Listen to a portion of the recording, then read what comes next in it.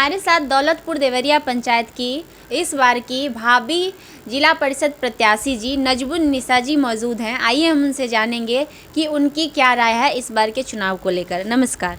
नमस्कार। ये बताइए कि आप इस बार की भावी जिला परिषद प्रत्याशी हैं, तो आखिर क्यों बनना चाहती हैं आप अपने पंचायत, आप अपने क्षेत्र के लिए? हम इसलिए बनना चाहते हैं कि हमारे यहाँ से बहुत सारे लोग जीत के जाते हैं, लेकिन किसी की कामयाबी हासिल नहीं होती है।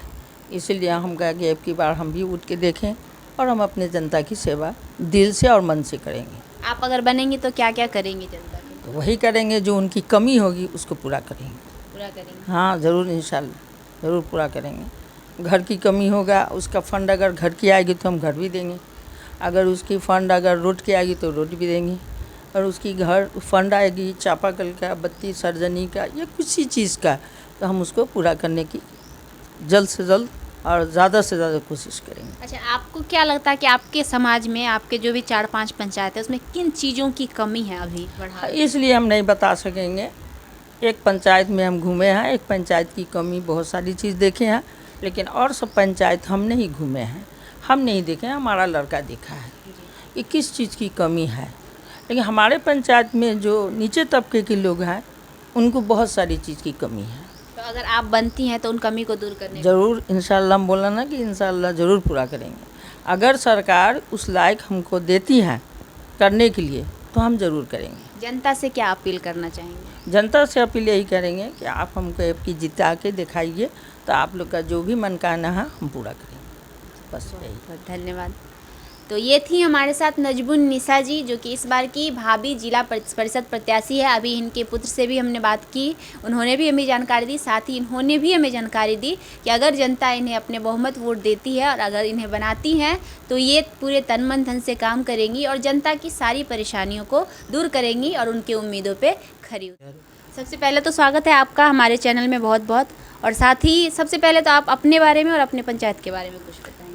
हम अपने बारे में बताएं कि मेरा नाम तबरेज़ आलम हुआ और 15-17 साल से सामाजिक स्तर पे हैं और समाज को बीच में रहते हैं, और कभी ऐसा मौका नहीं मिला कि जो हमसे कोई दिक्कत हो किसी कारणवश, और सब हमसे खुश रहते हैं और जहाँ तक होता है सबका प्यार मोहब्बत मिला। और आज जो जिस पड़ाव पे चल रहे हैं ये सामाजिक स्तर के हिसाब से उन लोग के कहने के आदेश के अनुसार चल रहे हैं, और सारा विकल्प वही लोग उन्होंने दिया हमको कि आप इलेक्शन फाइट कीजिए और आपका अच्छा सा पहचान है। तो सारे मिला जुला के कहा जाए कि उन्हीं लोग का सारा जो है सो हमारा बना हुआ है और बना के उन्होंने दिया हमको। राजनीतिक में आने का मुख्य उद्देश्य बताइए, आपका क्या मुख्य उद्देश्य है राजनीति? इस राजनीतिक में आने का उद्देश्य एक ही है कि हम सब दिन से समाज में जुड़े रहें, और वो कोई भी परिवार हो या किसी तत्व का जैसो जाति विवाद तो है नहीं, और सभी के साथ उठना बैठना होता है। तो उन लोग का ज़िंदगी देखने के बाद ऐसा फील होता है कि उन लोग के साथ कुछ एक एक्सटेंड खड़ा हो कोई व्यक्ति, और उन लोग के साथ मददगार हो, जो अभी तक तो देखने को नहीं मिलता है हमें। और मैंने कभी किसी को मदद किया है, लेकिन बोलना नहीं चाह रहे हैं कि सब ऐसा है कि हम अपने पंचायत या जहाँ तक हमारा क्षेत्र है उस क्षेत्र को काफ़ी सोचते हैं कि हम डेवलप करके दें कि किसी को दिक्कत ना हो, एजुकेशन सिस्टम पे हो या हेल्थ सिस्टम पे या जो नौकरी सिस्टम पे या कहीं जो प्राइवेट ही हो, जो उनकी जो स्थिति है परिवार की स्थिति, वो परिवार की स्थिति को दूर करने के लिए सोचे कि हम आए, सबके आगे सबका सपोर्ट जो करें। ये हमारे लिए सबसे बड़ा मूल चीज़ है। ऐसा क्या सिचुएशन आपको दिखा जब आपको लगा कि हमें भी अपने समाज के लिए कुछ करना चाहिए? किस सिचुएशन की वजह से आप इस बार के प्रत्याशी बने? समाज में बहुत ऐसे सिचुएशन है जो उस सिचुएशन को देखते हुए हमें ऐसा फील्ड या सबके बीच में आने का मौका मिला, और ऐसे बहुत सारा चीज़ें हैं। एक तो हमारा जो सिचुएशन एजुकेशन का है, पढ़ाई शिक्षा का है, तो बहुत सारे ऐसे फैमिली हैं जिनका बच्चा स्कूल नहीं जा पाता है, पढ़ने के लिए मोटिवेट नहीं कर पाते, तो वो स्कूल की दूरी के कारण या परिवार की कुछ कारण, बस पैसे के कारण हो, या जो है सो फोर्ट नहीं करना, या हमारा उस टाइप का पेरेंट्स नहीं है पढ़ा लिखा एजुकेशन, पेरेंट्स जो अपने बच्चों को शिक्षा के अग्रसर आगे के लिए सोचे, तो उस सिचुएशन पे सोच रहे हैं कि हमारा जो है सो आगे का जो फोकस है हमारे जीतने के बाद, वो छोटे छोटे पार्ट में नए नए बच्चों को जो ट्यूशन कर रहे हैं, पढ़ा रहे हैं, पढ़ रहे हैं खुद, उनको नोटिस करके वहाँ जो पार्ट करके उन लोगों को पढ़ने का और पढ़ाने का फ्री ऑफ कॉस्ट जो है सो रेडी करने का तैयारी हम लोग प्री प्लानिंग में है। अच्छा, पंचायत के किन किन मुद्दों पे सुधार करना अभी आपके लिए लगता है कि जो पहले ज़रूरी है? जैसे पंचायत में आपको क्या लगे, मतलब अगर आप बनते हैं सपोज दैट कल को, या फिर जनता आपको चुनती है, तो पंचायत के कौन से सुधार आपको लगता है जी पहले करना जरूरी है? पहले तो जो सिचुएशन है सबके हर फैमिली के बीच में है, वो सारे मिसअंडरस्टैंडिंग को दूर करने के, एक दूसरे को जो होता नहीं कि वो हमें देखभाल नहीं, तो वो सारे फैमिली को हम चाह रहे हैं कि अपने स्तर से एक एक करके वो सब सही जगह पे एक पारिवारिक रिश्ता बना के रखें, और उन लोगों को जो चीज़ की कमी हो वो मुहैया करने की कोशिश करेंगे, जिस स्तर का भी हो, एजुकेशन हो, हेल्थ हो, या जॉब के लिए हो, या अपने वार्ड में हो, या पंचायत में रोड का हो, नाला का हो, जहाँ तक अपने सिस्टम में जहाँ तक होगा हम वहाँ तक अपने हर पंचायत में, हर वार्ड में अपने हिसाब से कोशिश करेंगे कि वो सुधार किया जाए उस चीज़ को। अच्छा, कोई ऐसा बताइए जैसे स्वास्थ्य व्यवस्था में अगर आपको अचानक से सुधार करनी पड़े, तो उस समय आप कौन सा स्टेप लेंगे? सुधार स्वास्थ्य में करना पड़ेगा तो हम जो यहाँ के सदर अस्पताल है या सरकारी जो भी डॉक्टर है उनसे संपर्क करके कैंप का काम करेंगे, और कैंप में कोशिश करेंगे ज़्यादा से ज़्यादा हमारा गांव पंचायत के जो गरीब व्यक्ति जो है, जो इफ़ोर्ट नहीं कर सकते फीस देने के कारण, या मेडिकल जो दवा लेना है वो सब नहीं इफ़ोर्ट नहीं, उन लोग का जो है सो उन लोग के पास पहुँचा के स्वास्थ्य का काम करेंगे पहले, ठीक ना, कि इसी से कम से कम हमारा समाज जो है स्वास्थ्य सुधार हो जाए और अपने जीवन को आगे अच्छी तरीके से जिए, बस यही मेरा काम रहेगा। और इसको जितना कोशिश करेंगे ज़्यादा से ज़्यादा करने का, जितना तन मन धन लगाना होगा उतना लगाएंगे हम समाज के शिक्षा स्वास्थ्य सुधार के लिए। समाज के लिए, समाज की जनता के लिए क्या अपील करना चाहिए?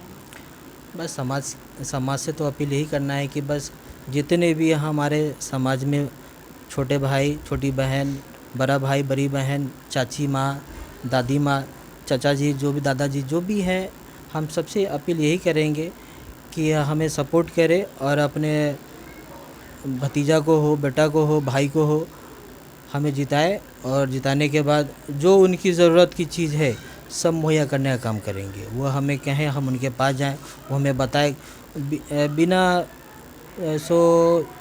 कुचल के जो है सो हमको बताएंगे, तो हम उनके काम को पूरा करने का काम करेंगे अच्छी तरीके से, और अपने दायित्व को अच्छी से निभाएंगे भी। कुल कितने पंचायत आते हैं आपके अभी क्षेत्र संख्या 23 में 6 पंचायत थे।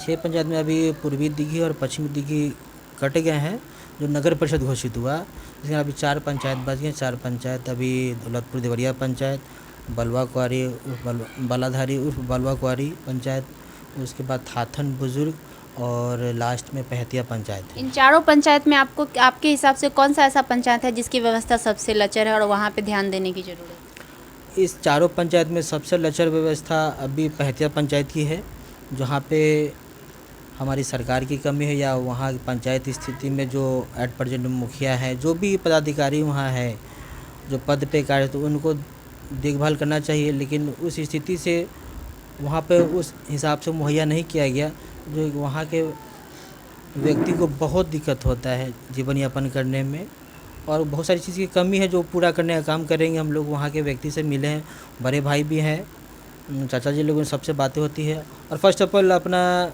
रिज़ल्ट आने के बाद वहाँ फर्स्ट ऑफ ऑल काम भी करेंगे, और वहाँ के जो जनता से जो मुझे प्यार मिला है बड़े भाई लोग से, चाचा जी लोग से, उस प्यार का जो है सो आशीर्वाद उनके साथ मेरे साथ है, तो उनका काम भी करेंगे। अच्छा, अभी तक आप अपने कार्यकाल में, इससे पहले जैसा कि आपने बताया कि आप सामाजिक कार्यों में रहे हैं, तो सामाजिक कार्यों में किन किन कार्यों में अभी तक आपने सहयोग किया, आपका योगदान रहा? सामाजिक स्तर से मैंने कॉलेज लाइफ में था, तो कॉलेज लाइफ में जिस स्टूडेंट का एडमिशन नहीं होना, वो प्रोफेसर से हो या प्रिंसिपल से एज ए रिक्वेस्ट करके नोटिस करके उनका एडमिशन कराना, और कॉलेज में जिस तरीके से उनको दिक्कत होता था, सारी दिक्कतों को खुद सेल्फ जो उनके प्रॉब्लम को सॉल्व करना था।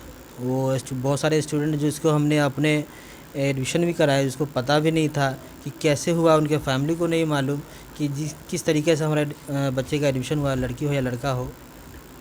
तो इस स्थिति से हमने कॉलेज लाइफ से ही अपना पॉलिटिक्स शुरू किया। ये सामाजिक स्तर या एक भाई बहन का जो है सो वहाँ से हमने उन लोगों को मदद करना शुरू किया जो आज समाज के बीच में है। तो आज कहने की ज़रूरत नहीं है, ये हमारा समाज हमारे बारे में बताता है, ये समाज ही कहेगा, हम अपने मुंह से कह के क्या फ़ायदा। अच्छा, आप भावी जिला परिषद प्रत्याशी हैं, तो सब आपकी माँ है, आप तो उनके पुत्र हैं, लेकिन कहीं ना कहीं काम को आप ही करेंगे और देखेंगे। हाँ, जो भी हो। तो आप हमें ये बताइए कि एक जिला परिषद का एक पंचायत में, उनके क्षेत्र में जितने भी पंचायत आते हैं, मूल काम क्या होता है?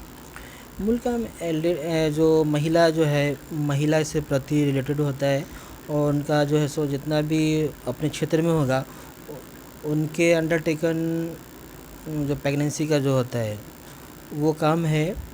और जो हमारा ज़िला के अंतर्गत आता है तो वो कभी रोड का भी काम है, ये डेवलपमेंट का, नाला का काम हो गया, रोड का काम हो गया। उसके बाद फिर सबसे ज़्यादा अपॉर्चुनिटी महिला सशक्तिकरण का काम है, जिला परिषद के अंदर में आता है। तो अभी तो कोशिश करेंगे कि हमारी महिला जो पंचायत लेवल की हैं बहुत सारी दिक्कतें से जूझती हैं वो लोग, और उन लोगों को बहुत सारे हैं जो घर से बाहर नहीं निकल पाती, और उन लोग के साथ जो दिक्कतें होती है उस दिक्कत को दूर करने के लिए कहीं ना कहीं मेहनत करना पड़ेगा। इसी कारण से हम पंचायत के सिस्टम में आए, और जहाँ तक हो वहाँ तक मदद करने का काम करेंगे। सारे महिला, सारे बहन, चाची, दादी जो भी हैं सभी को मदद करेंगे। एक तरफ से ये नहीं नोटिस हो कि ये हमारे ज़्यादा करीब हैं तो इनको मदद करेंगे, एक तरफ से सभी के लिए मदद करेंगे हम। अगर जनता आपको मौका देती है तो उनके उम्मीदों पर कितने खरे उतरेंगे? उनके उम्मीदों पर 1,00,000% खरे उतरेंगे। कोई 100% कहता है, हम 1,00,000%, लेकिन हम उन लोग के उम्मीद पे हम आए हैं, हमारे उम्मीद से वो नहीं, उनकी उम्मीद से हम हैं, वो हमारे साथ है। तो कहीं भी रहेंगे हम खुश रहेंगे, और हर चीज़ को पाना चाहेंगे तो उन लोग के उम्मीद पे हम पा लेंगे। वो क्योंकि रीज़न ये है कि उन लोगों ने नोटिस किया तभी जगह पे आए, और नोटिस किए तो उनके खरे नहीं होते, उनके बातों पर खरे नहीं उतरेंगे तो फिर आगे का कार्य कैसे करेंगे। उनके लिए सब चीज़ वही लोग के हाथ में है, वो लोग जैसे कहेंगे वैसा ही होगा। और जो भी कुछ कार्य करना होगा तो उन लोग का एक मीटिंग अटेंड करके हर 25 पंचायत में मुझे करना है।